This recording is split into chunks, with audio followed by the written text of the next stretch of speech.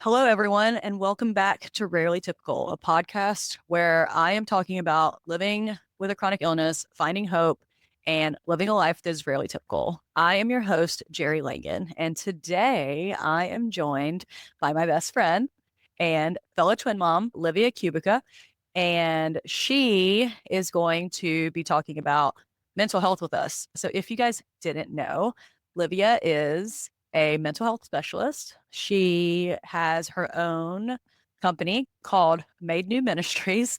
And today she's going to be talking about coping strategies and best practices for dealing with life with chronic illness.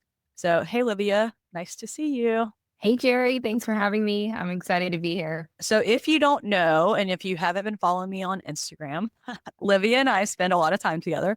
We have been friends for the last, oh my gosh, has it been like forever now? 6 years? That's so crazy. We both have twins. So, I have twin boys, and Livia has twin girls, and they're obsessed with each other, which is exactly what we're hoping for. We also are, I don't know, like each other's person. I don't know how else to describe that. Whenever I have good news or bad news or need to vent, I always just call Livia.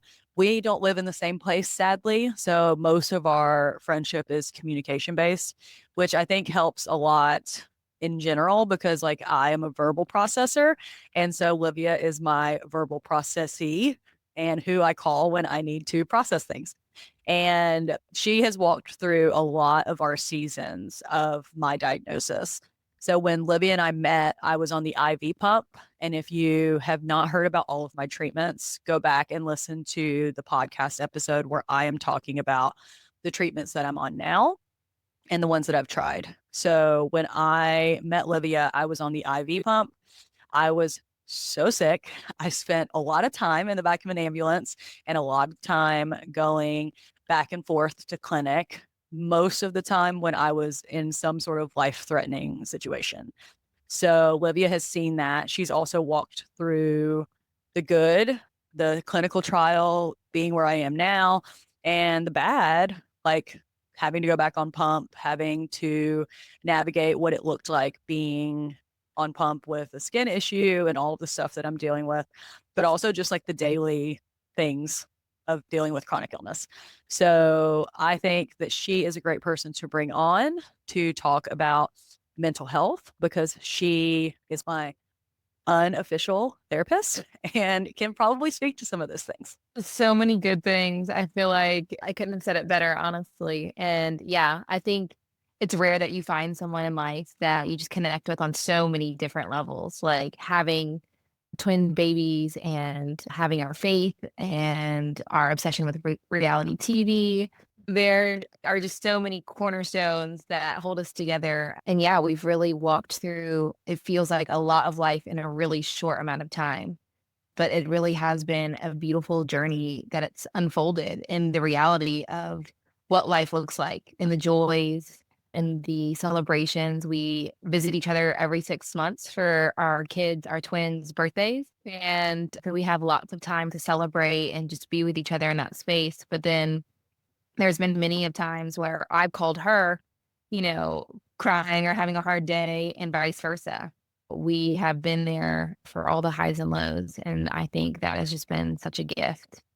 So I want to talk about what it looks like to live life with a chronic illness. I know that when you get diagnosed, there's a lot of anxiety and stress that is related to that. I know that when you get diagnosed, there is so much heartache and there's so much like heartbreak for the situation that you're in, the situation that you never imagined that you would be in living life with a chronic illness. Some people are born with one. There are people that are born with PH, and there's a lot of isolation that can be felt there. There's a lot of self doubt and not feeling like you're enough when you are living with a condition and you're not able to do the things that other people want to do. You're not able to go out and you're not able to partake the way that you would like to in your 20s or in your 30s, whatever that season of life looks like for you. For me, swimming and being able to do things because Jason and I live at the beach has been not ideal, but it did take a lot of mental work to get over the hump of feeling like I couldn't do things because I was told by doctors and I was told by nurses that I should not be doing things. And yes, there is obviously a lot of medical backing to those things, but it also is different when it comes to quality of life. And they are telling you things when you're in the hospital that you can and can't do. But in reality, when you're living with a condition, it doesn't look the same as it does when you're in the hospital. Your quality of life is affected differently by the things you can and can't do. And so everything Sarah and I talked about, like making adjustments for your life. I think that I have been able to overcome a lot of the stuff that I've dealt with, not being able to do things because I've made adjustments where necessary. Instead of being in the water for hours on end, I will just spend an hour in the water. Honestly, I realized that I don't even love being in the water that much. So it really wasn't that big of a deal. But I love being at the beach. So sometimes I disconnect from my pump and I just hang out and feel normal. Or I take a shower and I love taking a shower and I never get to take a shower properly with a pump. There's also other small things, right? Being able to pick my kids up and hope that they're not hitting me in my line or hitting me in my sight, whatever the case is. So I've had to make adjustments where necessary, but also I have given myself the grace to do things that I was otherwise told I couldn't do. So I want to talk about the depression that comes with being diagnosed and going through life and thinking, now I can't do these things. Now my life is going to look different. And it's really weighty and it carries a lot of heaviness. And I believe that you can sit in those feelings. I believe that you can feel those feelings, that there should be space for those, but also you can't live there. And I say that all the time. But the depression, the stress and the anxiety, the isolation, the self doubt, all of that is very normal with a chronic illness. I just don't believe that you should live there. And so I'm going to let Liv talk about coping strategies for all of those things. So I think the first thing that comes to mind is just noticing, because obviously I don't have a chronic illness, but I've walked with you as a support through yours. And so what I can do is look to what I've noticed you doing that I think works well. And I think you just taking opportunity to be adaptable and flexible and not taking it for what it is, something that I've noticed, like your resiliency, your flexibility, your adaptability. I think many people would hear everything that you've heard and walk through what you walked through and have it be so limiting. And something that I think is a real strength of yours is that you do allow yourself to live and live fully. And you figure out ways to adjust. Like you said, like you will come off pump and go in the water and enjoy. You find different, you network really well. I think that is a strength of yours too, that you like look at your community, you look at people, you find resources like Dupixent and different things that can help improve your quality of life. And I think community is a huge thing. I think reaching out to others who are on the same or similar walk as you are is so helpful because then you're not, one, isolated.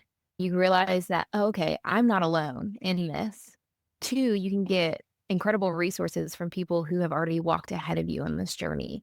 And I think that's why your platform is so powerful because people look at you and they see your Instagram, they see you on the boat, they see you on the beach, they see you traveling across the United States and they go, oh, okay, like this illness isn't going to define my life. Like I am not going to be limited to the degree that I can't live. I think when people find your platform, they are able to touch hope in a new way. And I think hope is such this arbitrary thing when you have a diagnosis, like a chronic illness. It can be hard to touch. And I think getting a picture of what life could look like instills hope in others. So I think reaching out to community and connecting with people who are walking through a similar struggle as you is key and critical. I also think naming it for what it is, as you were describing just the nuances of getting the diagnosis and being told all the limitations and really trying to digest that and experiencing sadness with that, the word that came up for me was grief. And I think grief is such a beast. It really is because it's not linear. It's not, oh, okay, I have the diagnosis. I'm sad. I have grieved this and now I'm done. It is not like that. Grief is something that can bubble up at the most unexpected moments. It's layered. And so there is certainly a wave of grief that hits when you get that diagnosis. And I do think it's key to touch that. I know that this has been a space where I have challenged you often, Jerry, because you tend to be someone that doesn't want to sit in grief. And I get it. Who does? It's not a fun process. Allowing that grief to come up and out is so key because oftentimes when we don't attend to our grief, it attaches to another loss. And then we touch grief again, it bubbles up again, and that one attaches to the last one. And then we just have, I picture this like chain that is linked up with all these losses that we haven't touched, that we haven't grieved, and we're just dragging it around in our life. And we can do our best to ignore it. But the truth is, we're carrying this weight with us everywhere we go. And so I think having space to touch grief is so key. And obviously, I think there are resources for that and therapy and different things, different provisions based on who you are. As a Christian, I think we have that provision of lament and letting that grief come up and out and lamenting with the Lord and allowing Him to meet us in that space of grief and provide comfort and care to us.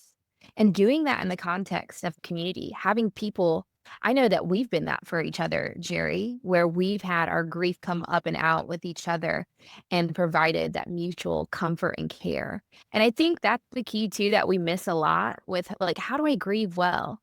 I've seen lots of people that have touched grief and allowed it to come up and out, but they have missed the key component of receiving comfort and care. And I think that's the part that feels healing to me. That's the part that allows you to move through grief is to receive that comfort and care in the process. So I think first just understanding what is this? Why am I feeling this way? I think oftentimes it is grief. And I think with a chronic illness, the grief comes at different points when you realize the degree of the loss that you're experiencing, if that makes sense. So, like, initially, when you get the diagnosis, you're hearing all of these losses and you're processing through all of that. But then you go out into the real world and there are sometimes limitations, you know? And there it is. That's a new layer of grief there. And so that invites another opportunity to touch that grief.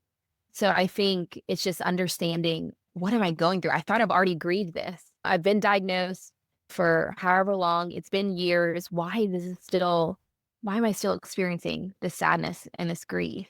It's because you can only grieve to the degree you understand the loss. And the loss comes again and again and again as you navigate life. You guys couldn't hear me, but I was like going, yes, over and over again. I do think that being diagnosed is like a compound issue, right? So you are diagnosed and you are grieving the life that you thought that you were going to have. And then you get outside of that hospital and you're like, oh, wow, all of the things I thought were going to be bad are actually worse. And so then there's more grief, there's more heartache, there's more heartbreak when it comes to realizing like there were so many like small things that I took for granted in a healthy body that I did not realize in this not so healthy body what I would be having to deal with when I got home. And not only that, it's like marriage, right? My marriage is now different. My relationship with my kids is different. My relationship with my friends is different. And it's all because this body that you put your trust in is now no longer working the way that you hoped it would or the way that you expected it would. And so, yeah, grief is a compound issue. And I think Livia is obviously correct when she says when you don't address it, you continue to find the things that you're upset about in your body, and then you continue to be mad. And I think that the grief ends up being anger, and your anger takes over, and people love to live in anger. And it's just not something that I feel like you can stay in. Some people feel like if I'm angry, at least I'm not sad. But I don't feel like anger is a great place to live either. And even though I know that it's not sadness and you're not sitting there crying every day, anger is also so heartbreaking because it's resentment, it's bitterness. And then that bitterness and that resentment is pushed outward into the people around you. And then you push people away. And, I think that listening to Livia talk and just thinking about our friendship, it's just been so crazy because her and I became friends the year after I was diagnosed. I mean, barely even a year at that point. It was probably, what, 6 months after I was diagnosed. And she came along at the time in which it was pivotal for me to decide, did I live in this space? Did I live in this anger? Did I live in this heartache? And she did help me along. I think that it was the first time that I sat on her couch and cried for no good reason, that I realized that this relationship was very healing for me. And it came at the exact time that I needed it. And just like everything in my story, like hindsight is very 2020. And it was literally divine intervention that our friendship came about the way it did, because our husbands were both in the military, and she was not supposed to be stationed there at the same time I was. She had actually left. And so when I was introduced to her, I just didn't think she was there. And then she was like, "Oh, I'm actually going to be there soon." And we had just moved there. And so when we met, it was just absolutely God saying, "Hey, I know that you're going through this season, and here is one of the ways that you can overcome that." And I could have taken it and just said, "I will keep this at arm's length. We do not have to go deep here. We do not have to talk about everything I'm going through. I don't have to sit on this couch and cry to you while our kids play." But it was something I had to make the decision for on my own. And that was me overcoming my own hurdle. And so, yes, community is important. Yes, finding the right people is important. But a lot of those steps are like self steps, steps that you have to take on your own before the healing can ever happen. Yeah, I think as you were talking, a couple of things came to mind. And I think that's very true of your story with grief. It did manifest a lot as like anger. And I do think for some people, it does manifest as that like withdrawal and that despair, right? And I do also think anger is a secondary emotion. Sometimes we get confused with anger because that's an easy one to touch, it's an easy one to go to because it's a very protective feeling. But anger is covering really for these more vulnerable and weaker places. Underneath anger is often sadness, is often grief, you know, is maybe that despair, maybe that loneliness, maybe fear. But there are things that are driving that anger that we have to look at and attend to. And so I think that is that challenge place. Having people in your life, be it a therapist or just a friend who can say, "Hey, I know you're angry right now. Let's think what's underneath that. What are we protecting? What are those more vulnerable places that we are protecting in this place?" It's tending to those more vulnerable places that can feel really risky. I think what I heard you say is that you took a risk. You decided to touch that vulnerability, which is something that you don't love to do. Let's be honest. Who does? But touching that vulnerable place and sharing it with someone, there's a formula that I think of when it comes to vulnerability, and I think vulnerability plus grace, that is healing. So you were vulnerable, you took a risk with me, I met you in that space with empathy and compassion, and that was a healing moment for you, and vice versa. I've experienced that from you as well. I think you have to use your judgment with who you let into your life because not everyone can offer you that. And so vulnerability plus judgment, that is wounding. So you just have to be so cautious with the people you do allow into your space, especially as you're navigating something that can be so complex, long term, and difficult as a chronic illness. Just using your discernment with who are your people. Not everyone can have all of you, you know? It's really trying to figure out like who are the people that I feel like have the capacity to meet me right where I'm at. And I am so thankful what Jerry left out as she was navigating her new diagnosis. I was unexpectedly pregnant with my third child, and we both had these tiny little twins. And so we were just navigating life in this challenging space for both of us. She had this new diagnosis. I had this pregnancy with two babies at home. We had both just moved to this middle of nowhere town and our husbands were busy constantly. And so really it was this place where it was like this divine coming together of this friendship that was mutually edifying. I think that's another thing that we miss when we're looking for friendships and connections. I know Jerry is guilty of this, and I'm certainly as well, of having friendships that aren't where I was pouring out so much more than I was receiving. And so finding people that don't do that. I mean, navigating life is hard enough, right? Like having to pour out all of you all the time is just an unfruitful thing. So finding friends who can meet you in that space and encourage you and walk alongside you, and you guys can have this beautifully beneficial, mutually edifying friendship is so important. And I think that has been a key thing for me, just navigating life in general, is having a friend like you who can encourage me when I'm down and celebrate, when it's time to celebrate and everything in between. And then I also think obviously having friends and having a support group has been the biggest impact for me. You have been a great unofficial therapist, and I have obviously very much benefited from the fact that two of my best friends are therapists. It also helps me be introspective, right? It makes me question things or the way I'm acting or the way people are acting towards me. It's helped open my eyes, I think, to the world around me and the way people are perceiving things, how I'm perceiving things, how I'm perceiving people. And that is important in your relationship with your doctor. That's important with your relationship with your nurses.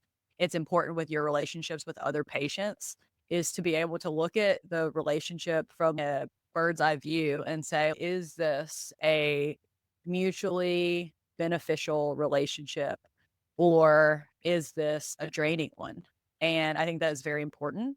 I compartmentalize. Olivia knows this. I am wildly great at compartmentalizing. I put things in a box and then I put them away and I don't ever open them again. They get left behind in the attic somewhere. But I also know that it's very important to unpack those things. And Olivia challenges me to do that. And she asks me very direct questions. So, all of my young adult girls, if you're wondering where my direct questions come from, it comes from this friendship. But those direct questions are helping me unpack boxes that I've put away in my compartmentalization. But sometimes, especially with a chronic illness, it is very important to put some of that stuff away, putting the trauma away, putting away the hurt and the stress that comes with being in a doctor's office or getting your blood work drawn or getting a bad diagnosis.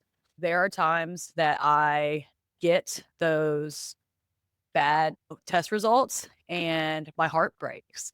And the next thing you know, I've put it away and I move on because there's not enough time. There's just sometimes just not enough time for me to sit there and dwell on the fact that, okay, my blood work didn't come back the way I wanted it to today because life goes on. And that's what I learned being in the hospital as much as I have is that life goes on whether or not I'm here. So sometimes I put that stuff away, but I also work a lot on self-care and learning to be quiet and sit in my own quiet, sit in my own stillness. Because when I was in the hospital, I felt like God was being really quiet, but I think I just wasn't hearing him properly. And I wasn't learning how to hear when I was listening to all of these outside voices. So I work a lot on self-care. And one of my self-care things is to be still, especially when I'm always so busy. There are a lot of ways to cope with stress and heartache and, you know, heartbreak, but I want Livy to touch on that for just a second before we have to close this out. I think when it comes to coping, it's kind of finding what fits you. I know for you, putting things in a box for you has been such a helpful tool just to navigate life effectively and efficiently. However, I will say there are moments where the box explodes and you're left with your emotions. Something happens and you have to tend to them. And Jerry's shaking her head. You guys can't see it. She is.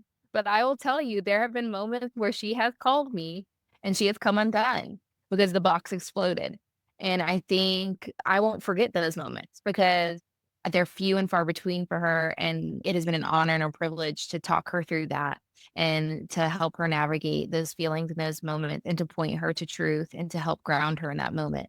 So I think I go back to that place of having your people, if it's having your resources, if it's your therapist, if it's your friend, if it's a parent, whoever it is to you, having a handful of support people. I know Jerry has several people in her life that she relies on that she'll call when she has those bad day moments where she has the bad news.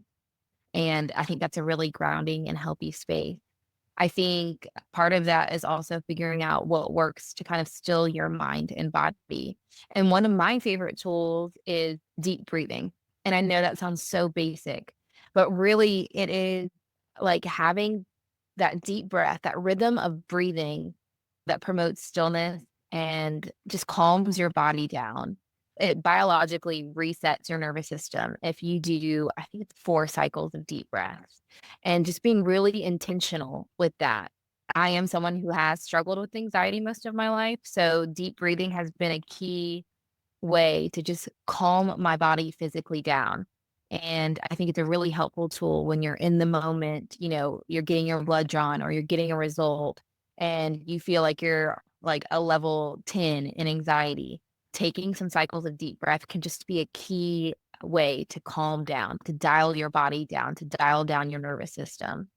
I think another tool that I tell many people when it comes to coping is just simply to Google coping skills and tools. There are so many resources you can find online, and it's certainly not one size fits all, but you have to figure out what's best for you and your shape. And then my only other piece of advice would be to practice these coping skills and tools when you're not activated, when you're not actively stressed out or anxious, so that when it's time to reach for a coping skill or tool, you already have it. You've already practiced it. It's easy to access. So my invitation would be look it up, like Google coping skills, practice a couple, see which one works best for you, and then when you're in the moment, when you're stressed, when you're anxious, when you're sad, when you're upset, you have some to go and grab for in your toolbox.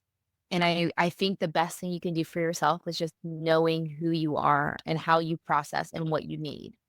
Jerry said she's an external processor. I think that is super true. I am too. So when I'm in stress, I want to talk it out. And that brings me peace and that brings me calm and that helps me understand myself better. But for my husband, it is the total opposite.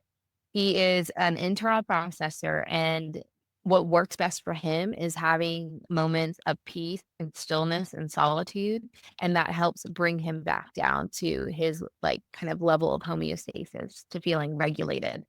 So I think it's just knowing who you are and what you need, what is my shape, and not being afraid to ask for what you need in the moment. It is so important to know who you are outside of your chronic illness. It's so important to know what works for you, because what works for you does not always work for everyone. That's the same thing with all of these illnesses. Everything is a snowflake, right? Everything is a little different for everybody else. So you have to know what works for you, because what works for me doesn't always work for Jason. And thankfully, Livia and I are the same. And so instead of calling Jason, I call Livia because I know that that is the best person to go to. But there are also people that I go to for different things. I go to one of my friends when I want her to tell me I'm right. I don't go to Livia when I want to hear that I'm right all the time. And I also go to somebody else that I know will be challenging for me, or I go to people who I know will just call me on my BS. It's important to know who you are and who those people are in your life. And as a whole, it's the best path to healing, I think. So I'm so thankful that Livia joined me today. I love you. Obviously, you're my best friend. Thank you for hanging out. I will have her on at a different time to talk about other things, but I'm so glad that you were able to hang a little bit today. Do you have anything else you want to say? The only other thing I would add is just understanding how your mind works when you're in stress and your mind's moving a million miles an hour and you're really not able to think clearly. And there's a neuroscience reason for it that I won't bore you with, but I'll make it very simple. And it's just your prefrontal cortex, that reasoning part is not online. And so, like, when you're in those moments of high stress, high anxiety, having a grounding space is so important. And deep breaths helps you get to that regulated space. People in your life that you can look to and say, I'm not okay. And saying it out loud, just naming what you're experiencing can be something that brings you back down. Just knowing that there are reasons for why you have those moments where you're like, I'm out of my mind. You are. And you have to learn how to dial down your body to get to that more regulated place to do all of these coping skills. So I just wanted to add that in because I think sometimes we can be like, okay, well, I'm trying the coping skills and I'm not working, or I can't think of any in the moment because I'm so stressed. So just know, give yourself grace in this process and know that it's an unfolding of figuring out what you need as you learn who you are, and just have people in your life that can be that anchoring point for you and the people that you can just come undone with and you can just look at and say, I'm not okay. And they'll come alongside you and be with you. So Jerry has been that for me. It has been such a joy and a privilege to not just, you know, not only record this podcast, but just walk through life with someone who sees you so clearly and supports you. So that is my last little piece of advice. It's just, yeah, know that you're not alone in this struggle. Connect with people, find the ones that you can do life with, and certainly continue to learn and explore different strategies and tools to help you along the way. Thank you guys for joining us today. If you liked this or loved it, like, subscribe, and listen again next week for a different episode. I appreciate you guys.